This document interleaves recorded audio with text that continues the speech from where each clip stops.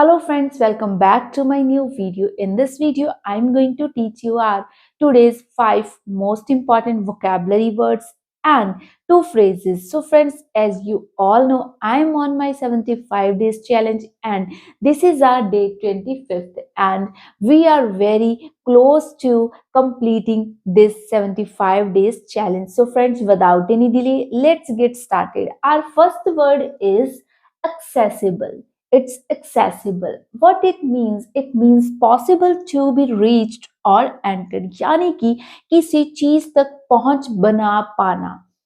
Yesterday I lost my cell phone and since yesterday evening I have not had access to my mobile phone. यानी कि कल मेरा mobile phone गुम हो गया था, लापता हो गया था एंड कल शाम से since yesterday evening I have not had access to my mobile phone और उसके बाद से मैं अपने मोबाइल फोन तक पहुंच नहीं पाया. Our second word is accommodate. It's accommodate. What it means? It means to have enough space for somebody or something. यानी कि मान लीजिए आप कहीं बाहर जा रहे हैं, फॉर एग्जाम्पल आप बाय कार ट्रेवल कर रहे हैं और वहां पर सिर्फ 5 लोगों के बैठने की ही जगह है, तो वहां पर क्या हो गया, इनफ स्पेस हो गई सिर्फ 5 लोगों के बैठने के लिए. अगर वहां पर 6 बंदा आया देन आप कह सकते हैं we have enough space for only 5 members. तो उस कॉन्टेक्स्ट में आप इस वर्ड अकोमोडेट का यूज कर सकते हो. आइए सेंटेंस करते हैं. We visited Mussoorie last week. हमने लास्ट वीक मसूरी विजिट करा, वहां का दौरा करा and booked a room for accommodation for 4 people. यानी कि हमने एक ऐसा रूम बुक करा जिसमें कि सिर्फ 4 लोगों के लिए ही रहने के लिए पर्याप्त जगह थी. यानी कि वहां पर 5th बंदा अगर आ जाए तो एडजस्टमेंट होना काफी मुश्किल था क्योंकि सिर्फ 4 लोगों के रहने के लिए ही जगह बुक करी गई थी. Our third word is accompany. What it means? It means to get together with somebody or something. जब हम कहीं पर बाहर जाते हैं और some cases हम क्या करते हैं, हमें होता है कि हमारे साथ कोई जाने वाला हो. In that particular case, you can use this word accompany. He didn't want to go alone, so he asked me to accompany him. यानी कि वह बाहर अकेला नहीं जाना चाहता था. He didn't want to go alone. वह अकेला नहीं जाना चाहता था. So he asked me to accompany him. तो इसलिए उसने मुझसे पूछा कि क्या तुम मेरे साथ चलोगे. ठीक है. Our fourth word is accomplish. What it means? It means to succeed in doing something difficult that you plan to do. तो हम आए दिन बहुत सारे प्लान्स करते हैं और बहुत बड़े बड़े गोल्स बनाते हैं.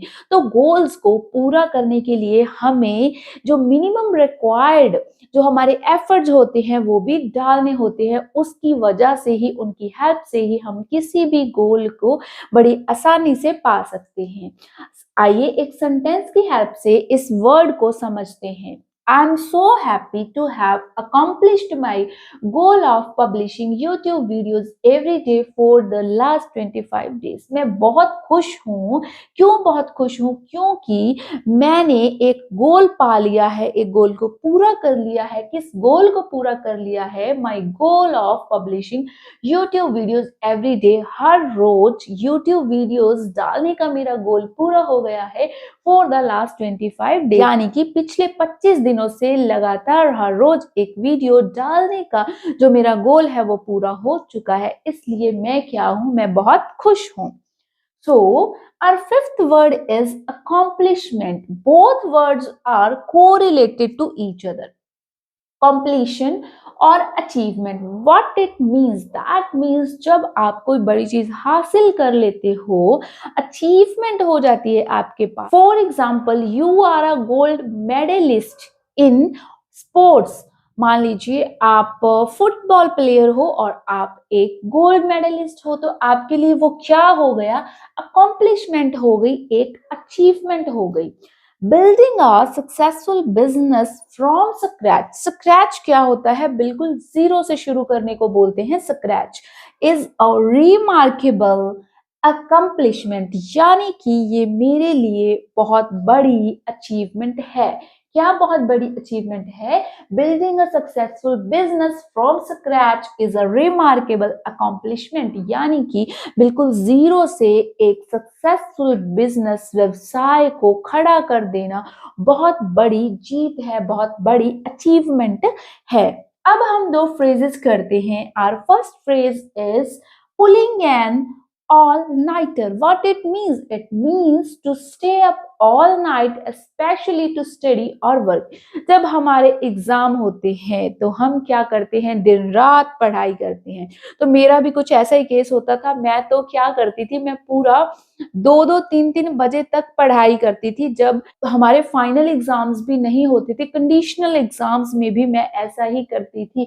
तो कुछ उस तरीके की चीजों को हम बोलते हैं pulling an all nighter.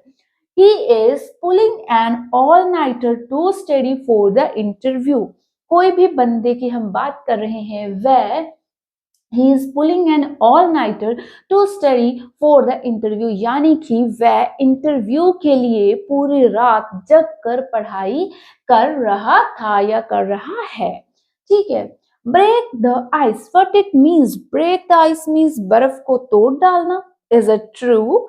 No, it means make people feel more comfortable. That means जब हम किसी को बहुत ज्यादा कंफर्टेबल कर देते हैं, फॉर एग्जाम्पल आप किसी नए पर्सन को मिले हो और वो आपके साथ बोलने में उसको थोड़ी झिझक महसूस हो रही है, बट आपने कुछ ऐसा करा कि वो आपके साथ बोलने में बहुत ही ज्यादा कंफर्टेबल फील कर रहा है। In that case you can use this phrase, making small talk is a good way to break the ice, यानी कि अपनी बातों को बहुत लंबा लंबा, टॉपिक्स को बहुत लंबा लंबा बढ़ा चढ़ा के करने की बजाय छोटी बातें करना। मेकिंग स्मॉल टॉक, यानी कि मान लीजिए कोई नया पर्सन है, उसका नाम पूछ लो, उसका काम पूछ लो, वो कहाँ पे रहता है, एंड ऑल छोटे छोटे क्वेश्चंस पूछ के आप उस पर्सन को is a good way to break the ice, उस पर्सन को आप कंफर्टेबल फील करा सकते हो। It's a good way to break the ice. So friends, that's all for today. If you really like my content, then please don't forget to subscribe my channel, hit the bell icon and like this video and share it with all your family and friends. I'll meet you in the next video.